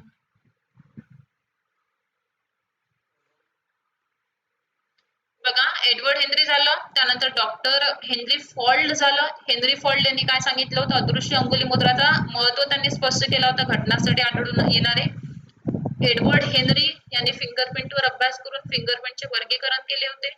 आता बघा, हा इम्पॉर्टंट पॉइंट आहे. फ्रान्सिस गॅल्टन जे होते, तर फ्रान्सिस गॅल्टन यांनी काय केलं होतं? फॉल्स पॉझिटिव्ह सिद्धांत जो आहे तो मांडला होता. 1892ला फिंगरप्रिंट वर त्यांनी काय केलं होतं? पुस्तक प्रकाशित केले होते. फिंगरप्रिंटवर सांख्यिक आधारावर त्यांनी फिंगरप्रिंट एक युनिकनेस आहे, ठीक आहे, हे सुद्धा सिद्ध केले होते. आणि फ्रान्सिस गॅल्टन यांना फादर ऑफ फिंगरप्रिंट म्हणतात. म्हणजे अंगुली मुद्राचे जनक जे आहे, तर ते अंगुली मुद्राचे जनक कोणाला म्हणतात? फ्रान्सिस गॅल्टन यांनी म्हणतात. कारण की यांनी फॉल्स पॉझिटिव्ह सिद्धांत मांडला होता. 1892ला फिंगरप्रिंटवर त्यांनी पुस्तक प्रकाशित केले होते. आणि त्यांनी अजून एक महत्वाचा पॉइंट सांगितला होता, काय? की अंगुली मुद्रा जो आहे, म्हणजे फिंगरप्रिंट जे आहे, तर फिंगरप्रिंट हे युनिक असतात, म्हणजे कधीही न बदलणारे असतात, ठीक आहे. तर युनिकनेस सुद्धा त्यांनी सिद्ध केले होते, म्हणून त्यांना फादर ऑफ फिंगरप्रिंट म्हणतात, कारण की त्यांना महत्वाचा पॉइंट सांगितला होता. त्यानंतर बघा, आता आपण बघूया हर्शल बद्दल, विलियम हर्शल बद्दल. तर विलियम हर्शल यांनी काय केलं होतं की दस्तऐवजांवर स्वाक्षरी सोबतच त्यांनी अंगठ्यांचा ठसा जो आहे तर ते घेण्याची पद्धत सुरू केली होती. कुठे? कलकत्त्याला, कारण की ते कलकत्त्याला कार्यरत होते ब्रिटिश अधिकारी म्हणून, ठीक आहे. तर त्यांनी काय केलं होतं की ब्रिटिश अधिकारी असतानाच त्यांनी कलकत्त्याला दस्तऐवजांवर स्वाक्षरी सोबतच अंगठ्यांचा ठसा घेण्याची जी पद्धत आहे ती सुरू केली होती. 1877ला काय झालं बघा की हुबळी येथे, जे कोलकात्याला होतं, तर तिथे विविध करार जे पत्र होते, विविध करारपत्र होतं, तर त्या विविध करारपत्रांवर फिंगरप्रिंट जे आहे तर त्या फिंगरप्रिंटचा वापर त्यांनी सक्तीचा केला होता. म्हणजे बघा, त्यावेळेस फिंगरप्रिंटचा वापर कशासाठी होऊ शकतो? हा, जिथं सही तिथं अंगठा, व्हेरी गुड. तर त्यांनी काय केलं होतं की विविध करारपत्र जे होते तर प्रत्येक करारपत्रांवर फिंगरप्रिंटचा जो वापर आहे तो त्यांनी सक्तीचा केला होता. म्हणजे प्रत्येकाला कंपल्सरी केलं होतं की तुम्हाला सिग्नेचर सोबत काय करावं लागेल? अंगुली मुद्रा जे आहे म्हणजे फिंगरप्रिंट इम्प्रेशन सुद्धा द्यावं लागेल.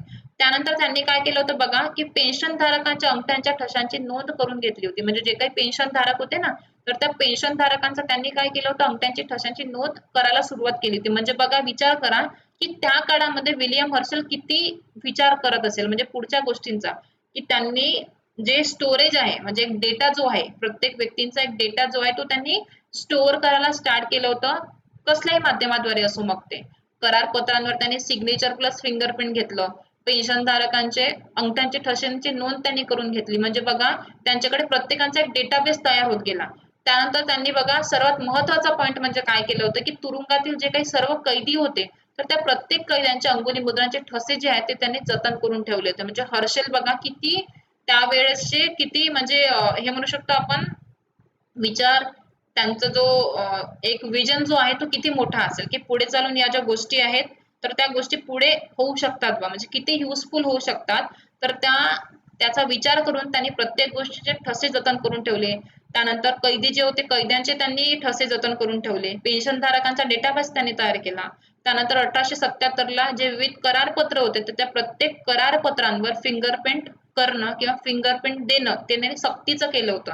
म्हणजे कोणी पण नाकारू शकत नव्हतं त्यावेळेस. प्रत्येकांना देणं तिथे गरजेचंच पडत होतं. म्हणून विचार करा की त्यांचा विचार त्यावेळेस किती म्हणजे ब्राईट असेल. म्हणजे किती त्यांनी विचार केला असेल प्रत्येक गोष्टींचा. तर विचार करा आता प्रत्येकाबद्दल आपण बघितलं, विलियम हर्शल बद्दल बघितलं, आपण फ्रान्सिस गॅल्टन बद्दल बघितलं. आता यांच्याबद्दल आपण अजून डिटेलमध्ये बघणार आहेत. पुढची पीडीएफ आहे तिथे जर एखादा पॉईंट सुटला असेल तर तो मी तिथे कव्हर करून देते. एडवर्ड हेनरी बद्दल आपण बघितलं, त्यानंतर हेनरी फॉल्ड बद्दल बघितलेलं आहे. ठीक आहे, तर या सर्व गोष्टी आता आपण बघितलेल्या आहे. आता पुढचा जो टॉपिक आहे कोणाचा कोण आहे बाबा दुसरे अल्फोन्सो बर्टिलॉन यांच्याबद्दल बघू. सर्वात महत्वाचे व्यक्ती आहेत. पीवायक्यू मध्ये जर चेक केले तर पीवायक्यू मध्ये सर्वात जास्त यांच्या टेक्निक्सला घेऊन भरपूर सारे क्वेश्चन विचारलेले आहे. यांची टेक्निक कुठली आहे? यांची टेक्निक कुठली आहे की ज्याच्यावर पीवायक्यू वर सर्वात जास्त प्रश्न विचारलेले आहेत? सांगा मला, माहिती आहे तुम्हाला?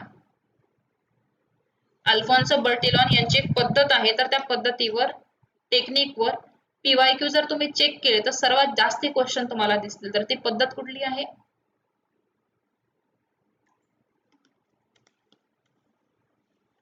अँथ्रो तर आहेच.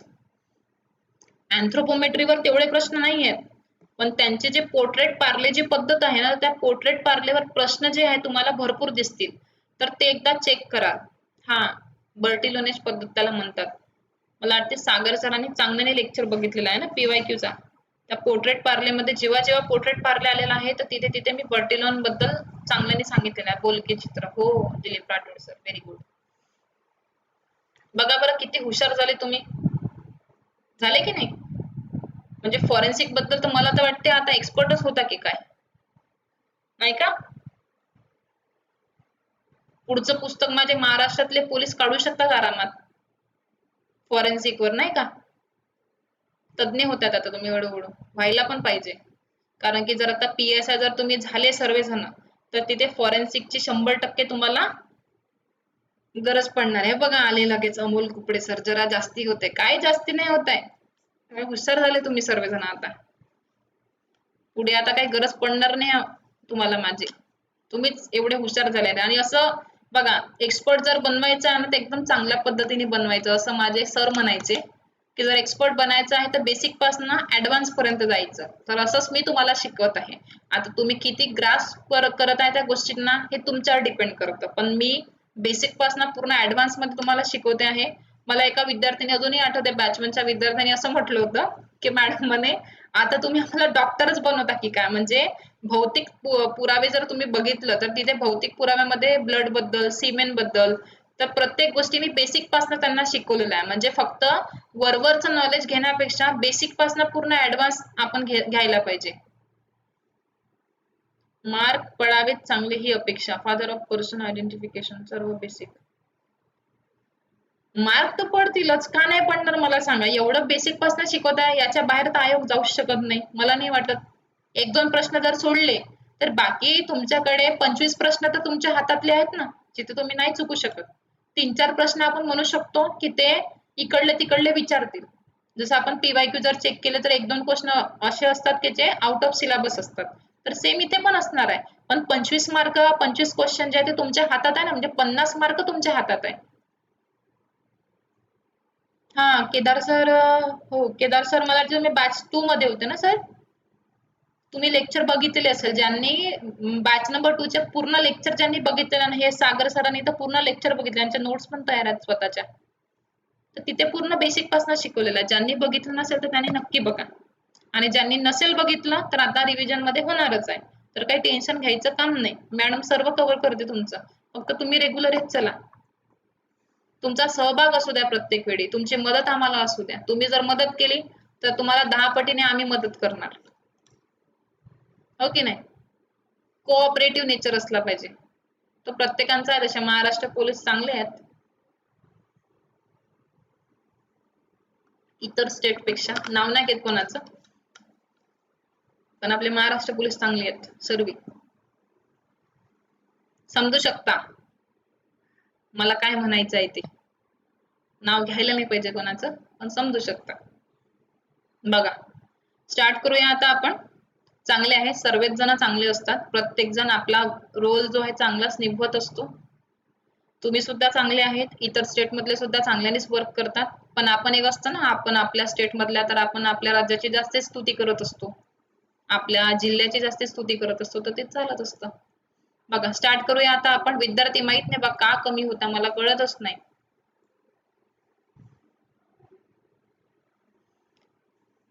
ते मला कधी कधी असं वाटतं ते कोण आहे फिनिक्स अकॅडमीचे ते कराडे कराडे सर आहेत ना, माहिती आहे ना तुम्हाला ते कराडे सरांचा एक लेक्चर जो आहे, व्हिडिओ जो आहे तो एकदम मागे बघा झाला होता, व्हायरल झाला होता. शिट.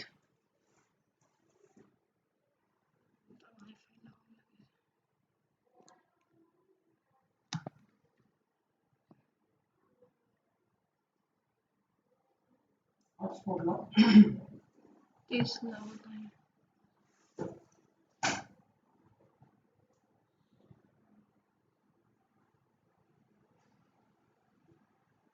कामातूनच गेला आणि तू चार्जला पण नव्हता, बटन चालूच नव्हती केली, तर लावून ठेवलं होतं. आता काय लागणार आहे, झालं आता, लाईटच गेली ना.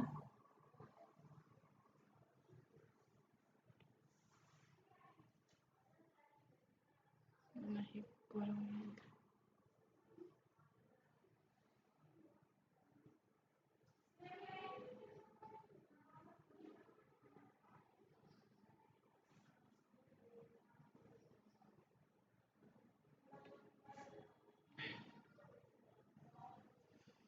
बघा, लाईट गेलेली आहे. आवाज येतोय का माझा?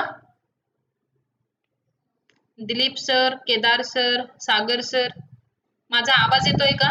लाईट गेली, लाईट, वायफाय कनेक्शन गेलेला आहे. मी आता सध्या हॉटस्पॉट सुरू केलेला आहे मोबाईलचा. तो किती वेळापर्यंत चालतो माहिती नाही मला. जेवढ्या वेळापर्यंत चालतो तेवढ्यापर्यंत आपण बघूया, ठीक आहे? तोपर्यंत आपण चालूया. आली आली आली, लाईट आली. थांबा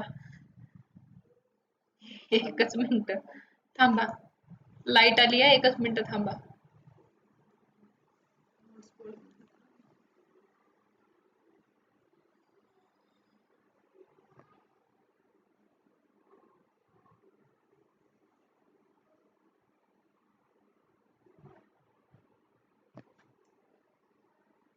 इंटरनेट नाही आहे.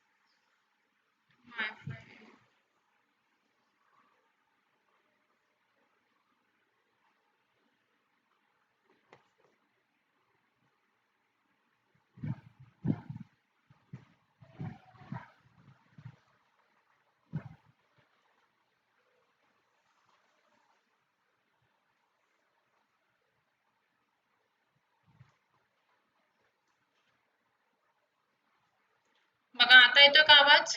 क्लिअर आहे? आता येत असेल आवाज.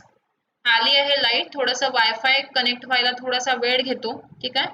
तर लेफ्ट नका होत जाऊ, थोडस पेशन्स ठेवत चला. आवाज येतोय का? Somnath sir, Kedar sir, Sagar sir, Dnyaneshwar sir, Aditi madam, Ayesha ma'am, welcome. Jaydeep sir, Swapnil sir, Amol Kupde sir, Amol Thorat sir. आता क्लिअर आहे? ऍक्च्युली लाईट गेली होती, ठीक आहे? लाईट गेल्यानंतर मी मोबाईलचा हॉटस्पॉट कनेक्ट केला, नंतर अजून 2 मिनिटात लगेच लाईट आली, तर मग तो वायफाय कनेक्ट व्हायला थोडासा वेळ घेतला, म्हणून थोडस क्षमा मागते सर्वांना. आणि परत आपला जो लेक्चर आहे आताचा अल्फॉन्सो बर्टिलोन आपण घेऊन घेऊया आणि याचा जो पुढचा जो पोर्शन आहे तो जर जमला रात्रीला तर रात्रीला आपण एक लेक्चर घेऊया, नाहीतर मग उद्याला आपण एक लेक्चर घेऊया. चालेल का? चालेल. चला स्टार्ट करूया आता आपण परत. जेवढे विद्यार्थी गेले होते लेफ्ट झाले होते त्यांनी लवकर जॉईन होऊन जा. आता आपण परत स्टार्ट करूया. चालतंय. चला अल्फॉन्सो बर्टिलॉन बद्दल बघूया. बघा, हे बायोमेट्रिक संशोधक होते, पोलीस अधिकारी सुद्धा होते. अँथ्रोपोमेट्री पद्धत जी आहे ती अँथ्रोपोमेट्री पद्धत त्याने सांगितली होती 1880 ला, ज्यालाच बर्टिलोनेज पद्धत सुद्धा म्हणतात. म्हणजे अँथ्रोपोमेट्री पद्धत म्हणजेच बर्टिलोनेज आहे, बर्टिलोनेज पद्धत म्हणजेच अँथ्रोपोमेट्री आहे. जी स्थापन करण्यात आली होती, जी पद्धत विकसित करण्यात आली होती ती करण्यात आली होती 1880 ला. कोणी केली होती तर अल्फॉन्सो बर्टिलोन यांनी केली होती, जे बायोमेट्रिक संशोधक होते, पोलीस अधिकारी सुद्धा होते. ठीक आहे. त्यानंतर अँथ्रोपोमेट्री म्हणजे त्यांनी काय सांगितलं होतं की व्यक्तीची ओळख जी आहे तर ती व्यक्तीची ओळख शाखा त्यांनी सांगितली होती. पण व्यक्तीची ओळख पटवण्यासाठी त्यांनी काय केलं होतं की शरीराच्या विविध भागांचे मोजमाप घेतले जात होते. म्हणजे अँथ्रोपोमेट्री ही जी पद्धत होती तर त्या अँथ्रोपोमेट्री पद्धतमध्ये तुम्ही काय करू शकत होते, व्यक्तीला ओळखू शकत होते. पण ती ओळख त्यांची पटवण्यासाठी त्यांनी काय सांगितलं होतं, शरीराच्या विविध भागांचे जे मोजमाप आहे ते मोजमाप त्यांनी घेतले होते. ठीक आहे. पण व्यक्तीची ओळख या अगोदर त्यांनी छायाचित्र आणि नाव यांचा वापर होत असे म्हणते. म्हणजे व्यक्तींची ओळख पटवण्यासाठी म्हणजे अँथ्रोपोमेट्री येण्याच्या पूर्वी त्यांनी छायाचित्र आणि त्यांचे नाव म्हणजे छायाचित्र किंवा नाव यांच्या म्हणजे यांच्यानुसार व्यक्तीची ओळख ते पटवत होते. पण अँथ्रोपोमेट्री आल्यानंतर त्यांनी काय केलं की शरीराच्या विविध भागांचे मोजमाप घेतले आणि अँथ्रोपोमेट्री ही जी पद्धत आहे ती त्यांनी विकसित केली. त्यानंतर बघा काय करण्यात आले होते की बायोमेट्रिक जे आहे तर या बायोमेट्रिक मध्ये त्यांनी हातांच्या बोटांचा किंवा डोळ्यातील रेटिनांचा उपयोग ओळख पटवण्यासाठी करत ते गेले. म्हणजे बायोमेट्रिक म्हणजे काय आहे की हातांच्या बोटांचा किंवा डोळ्यातील रेटिनांचा जो उपयोग आहे तो ओळख पटवण्यासाठी करणे होत असतो. म्हणजे बायोमेट्रिकचा अर्थ त्यांनी सांगितलेला आहे. बायोमेट्रिकचे रूपांतर अंगुली मुद्रा म्हणजे फिंगरप्रिंट मध्ये झाले म्हणते. ठीक आहे. या शास्त्रज्ञाला शास्त्रीय तपास किंवा ओळख पद्धतीचा जनक म्हणतात. लक्षात ठेवा, जो अल्फॉन्सो बर्टिलोन आहे तर त्या अल्फॉन्सो बर्टिलोनला शास्त्रीय तपास किंवा ओळख पद्धतीचा काय म्हणतात, जनक म्हणतात. अँथ्रोपोमेट्री जी आहे तर त्या अँथ्रोपोमेट्रीचे नामकरण पुढे स्पीकिंग पोर्ट्रे मध्ये करण्यात आले. म्हणजे अँथ्रोपोमेट्रीचं पुढे नामकरण कशात करण्यात आलं, स्पीकिंग पोर्ट्रेट मध्ये करण्यात आलं. तुम्हाला लक्षात काय काय ठेवायचं इथे, बर्टिलोनेज पद्धत, अँथ्रोपोमेट्री कोणी विकसित केली, अँथ्रोपोमेट्री म्हणजे काय होते, अँथ्रोपोमेट्रीचं पुढे नामकरण काय झालं, एवढ्या गोष्टी लक्षात ठेवायचं. या शास्त्रज्ञाला काय म्हणतात, ओळख पद्धतीचा जनक म्हणतात किंवा शास्त्रीय तपास म्हणतात. आता पुढे बघा त्यांनी काय केलं होतं की घटनास्थळाची व्यवस्थित फोटोग्राफी करण्यात ते अग्रणी होते. म्हणजे फोटोग्राफ्स घेण्यामध्ये सुद्धा ते काय होते, अग्रण होते. न्याय सहाय्यक पद्धती तयार केल्या तर त्या न्याय सहाय्यक पद्धती कुठल्या कुठल्या होत्या, जसं की दस्तऐवजांचे परीक्षण, गॅल्व्हनोप्लास्टिक संयुगे वापरून फुटप्रिंट जतन करणे, बॅलिस्टिक, डायनामोमीटर. तर या ज्या अशा गोष्टी आहेत ना तर त्या वेगवेगळ्या त्यांनी काय करण्यात आले होते, स्थापन करण्यात आले. तर हे जे व्यक्ती आहेत ना यांच्याबद्दल आपण डिटेल मध्ये पुढच्या पीडीएफ मध्ये बघूया. ठीक आहे. सांगू का, शिकवू का, एवढं 6 पर्यंत घेऊन घेऊ कंप्लीट पूर्ण, तुमची जर इच्छा असेल तर. हे आता आपण डिटेल मध्ये बघणार आहे. इथले जे पीडीएफ आहे ना पुढच्या या डिटेल्स मध्ये आहेत, तुम्हाला तुमच्या प्रिंट मध्ये सुद्धा आले असेल तर ते एकदा चेक कराल, तिथे सर्व गोष्टी मी सांगितलेल्या आहेत. पुढची जी पीडीएफ आहे ना, कुठली पीडीएफ, हे इथनं आहे बघा, हे जे आहेत न्याय सहाय्यक विज्ञान, हे इथनं जे आहेत ना इथनं पूर्ण डिटेल मध्ये दिलेलं आहे. तर मी दोन्ही पण पीडीएफ आज घेतलेला आहे एका याच्यात, उद्याला घ्यायचा. बर, चालेल, तुम्ही म्हणाल तसं, काही हरकत नाही. तर आजचा डोस जास्ती झालाय का अदिती मॅडम? अदिती मॅडमला आजचा डोस जास्ती झाला. घ्या हो सागर सर, थोडस तिथे मुंबईमध्ये आहात ना, मॅडमला थोडस थंड वगैरे पाजा. मॅडम एक्झॉस्ट झाले आज, नाही का अदिती मॅम? रात्री जर राहील ना तर मी सांगते थोडस, कारण की इकडे पाऊस वगैरे सुरू आहे ना, तर थोडस पावसामुळे नेटवर्क आहे म्हणजे नेटवर्क गेलेलं आहे नाही, नेटवर्क गेलेलं आहे. जर झाला लेक्चर तर मी रात्री तुम्हाला तसं इन्फॉर्म करतेच. माझी तर इच्छा आहे परत तुमच्यासोबत लाईव्ह यायची, पण जर झालं लेक्चर तर आपण घेऊया, ठीक आहे. नाही जर होत असेल तर तसं सुद्धा मी तुम्हाला इन्फॉर्म करेल. तर थोडंसं मेसेजवर टेलिग्रामचा जो ग्रुप आहे तिथे थोडंसं लक्ष देत चला. लेक्चर माझी इच्छा आहे घ्यायची 9:30ला. जर जमलं तर मी तुम्हाला तसं इन्फॉर्म करेल. म्हणजे आज जो हिस्ट्री ऑफ फॉरेन्सिक सायन्स हा जो टॉपिक आहे तो पूर्ण आपला कंप्लीट होऊन जाणार, ठीक आहे. जे नवीन विद्यार्थी ज्यांनी जॉईन केलेलं आहे त्यांना चांगलं वाटत आहे जॉईन करून? जे नवीन विद्यार्थी आता ज्यांनी ऍडमिशन घेतलेलं आहे त्यांना लेक्चर समजत आहे का? ठीक आहे. सागर सर तुमचं काय आहे बाबा, तुम्ही आमचे पहिलेपासून विद्यार्थी आहात. हे अदिती मॅडम आहेत, बॅच 2 चे जेवढे पण विद्यार्थी आहेत, जयदीप सर वगैरे आहेत, तर हे आधीपासून आहेत, तर यांना माहिती आहे टीचिंग बद्दल. हे नवीन विद्यार्थी अमोल हिवराडे सर आहेत आजच्या लेक्चरला. आणि परत मला असं वाटतं की अजून कोण आहेत, एक मिनिट मला चेक करू द्या. कारण जे रेग्युलर येतात ना त्यांचे नावं पाठ असतात, जरी चेहरे पाठ नसेल ना तरी नावं लक्षात असतात. हे अमोल कुपडे सर वगैरे असतात नेहमी. हा दीपक सर, दीपक करंबलकर सर. तुमच्यासाठी आजचा लेक्चर मला वाटते पहिल्यांदा होता, तर तुम्हाला समजते आहे?